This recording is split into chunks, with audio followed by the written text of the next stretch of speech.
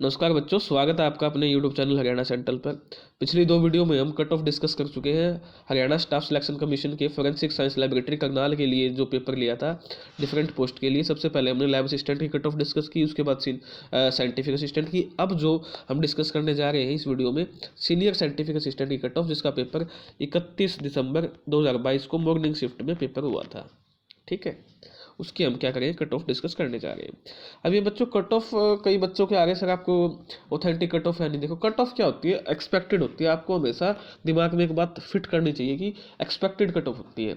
अब ठीक है, एक्सपेक्टेशन कब लगाई जाती है? एक्सपेक्टेशन कई आंकड़े या कई फैक्ट को समझ के एक्सपेक्टेशन लगाई जाती है। ठीक है, उम्मीद लगाई जा सकती है। अब मेरी जो एक्सपेक्टेशन है मैं वो आपको बता देता हूँ। देखिए, ये चैनल ऐसा है कि आपसे कुछ भी नहीं छुपाया जाएगा, कोई आपको बकवासबाजी नहीं बताई जाएगी। ठीक है, कोई आपसे धोखाधड़ी नहीं की जाएगी, कोई आपको अल्योर नहीं किया जाएगा किसी चीज़ के लिए। ठीक है, मेरी संतुष्टि के लिए मैं ये बना रहा हूँ, स्पष्ट बात है, झूठ नहीं बोल रहा हूँ। ठीक है, आपके फायदे के लिए नहीं, मेरी संतुष्टि के लिए मैं बना रहा हूँ।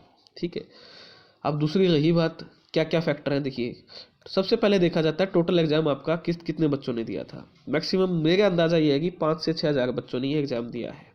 ठीक है, क्योंकि 5 सेंटर पे ये पेपर था पंचकुला में।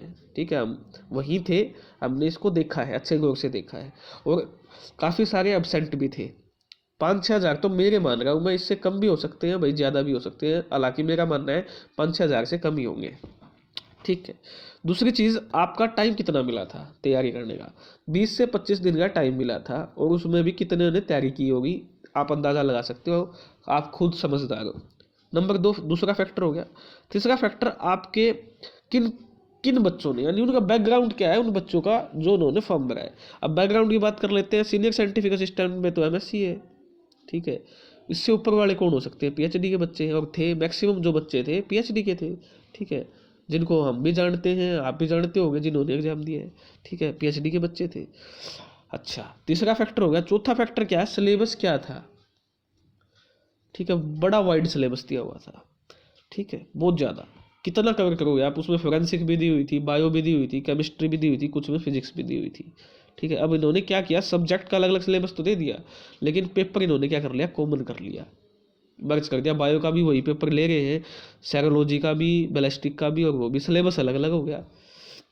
अब दिक्कत क्या, अब देख, चौथा पांचवी जो कंडीशन मैंने जो कंडीशन लगाई है, एक्सपेक्ट जो है जिस पे ये तैयार किया है, वो है पैटर्न ऑफ एग्जाम। ठीक है, पैटर्न ऑफ एग्जाम क्या था, 60-40। ठीक है, 40 में तो आपका सब्जेक्ट आएगा। ठीक है, और 60 में क्या आएगा आपका, जो हरियाणा जी के 25 नंबर की, 5 की हिंदी, 5 की इंग्लिश, 5 का कंप्यूटर, 10 की नेशनल। ठीक है, ये आने थे। अब देखिए, अब देखते हैं आपके बाद पेपर एक्चुअल में क्या आया। अब पेपर जो एक्चुअल में आया, जो सीनियर साइंटिफिक असिस्टेंट का पेपर था, उसमें तो चलो मैं मानता हूँ क्वेश्चन अच्छे लेवल के थे। ठीक है, थोड़े बहुत केमिस्ट्री के भी दिए हुए थे, फिजिक्स के भी दिए हुए थे, टेक्निक भी डाली हुई थी। ठीक है, तो काफ़ी अच्छा पेपर था। लैब असिस्टेंट का और जो साइंटिफिक असिस्टेंट का पेपर था, उसमें कॉमन पेपर था सारे सब्जेक्ट का, लेकिन बायो डाली हुई थी बहुत ज़्यादा।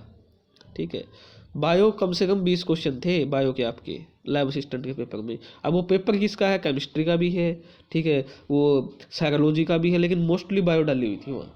ठीक है, तो आप एक चीज़ मानिए चलिए, जो MSc PhD के बच्चे हैं, जो HSSC की तैयारी नहीं करते, वो 60 में से कितने नंबर ले पाएंगे मैक्सिमम, आप खुद अंदाज़ा मान लीजिए।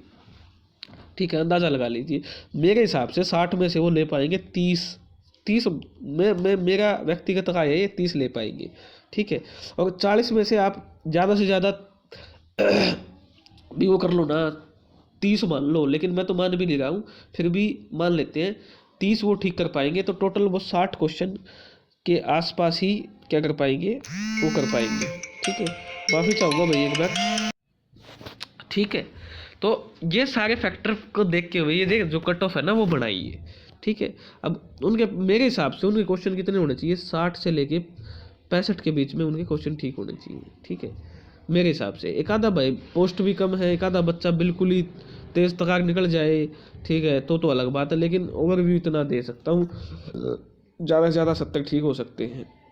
इतने क्वेश्चन उम्मीद है कि इतने होने चाहिए, भाई गड़बड़ नहीं चली तो 60 से 65-70 के बीच में क्वेश्चन उनके ठीक होने चाहिए।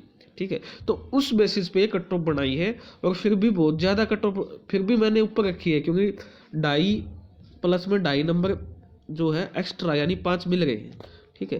तो ये कट ऑफ इसलिए मान लीजिए कट ऑफ 62 रखी है। 62 नंबर कब आएंगे? जब आपके क्वेश्चन ठीक होंगे, 65 क्वेश्चन ठीक होंगे, ठीक है, तभी आएंगे ना। लेकिन मैंने फिर भी रखा है क्योंकि 2.5 नंबर मैं फिर भी दे रहा हूँ, काफ़ी बच्चों को मिलेंगे, मैं ये मान के चल रहा हूँ, ठीक है, क्योंकि सब ने नौकरी तो है नहीं किसी के पास, ठीक है।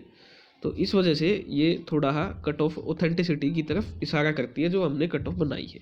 ये फैक्टर मैंने आपको स्पष्ट रूप से फैक्टर बता दिया, कोई छुपाने की इसमें कोई चीज़ है नहीं। तो डिस्कस कर लेते हैं। कैटेगरी नंबर 1 थी बायोलॉजी की, जनरल की एक ही पोस्ट थी।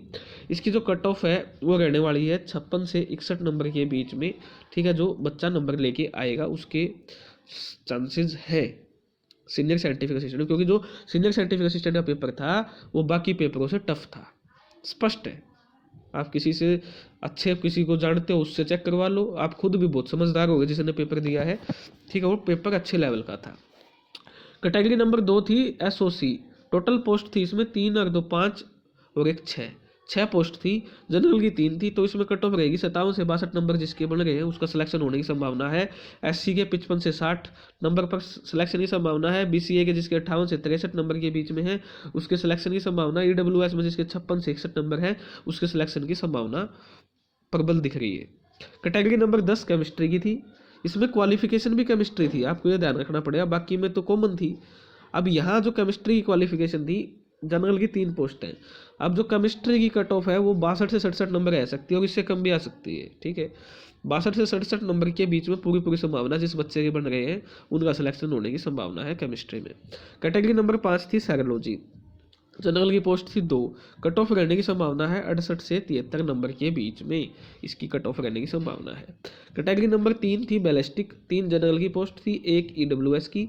जनरल में सिलेक्शन होने के चांस है 62 से 67 नंबर जिसके बन रहे हैं उसके, और ईडब्ल्यूएस में 63 से 68 जिसके नंबर बन रहे हैं उसके सिलेक्शन होने की पूरी संभावना है। तो ये सीनियर साइंटिफिक असिस्टेंट की आपकी कट ऑफ थी रिस्पेक्टिव कैटेगरीज की। आप एक काम कर सकते हैं, अगर और ऑथेंटिक कट ऑफ चाहिए तो आप अपने नंबर जो जितने क्वेश्चन ठीक है या जितने नंबर बन रहे हैं आंसर की के बाद, वो आप क्या कर सकते हैं अपने कमेंट सेक्शन में बता सकते हैं, अच्छे से आप और ऑथेंटिक आपको दे दी जाएगी।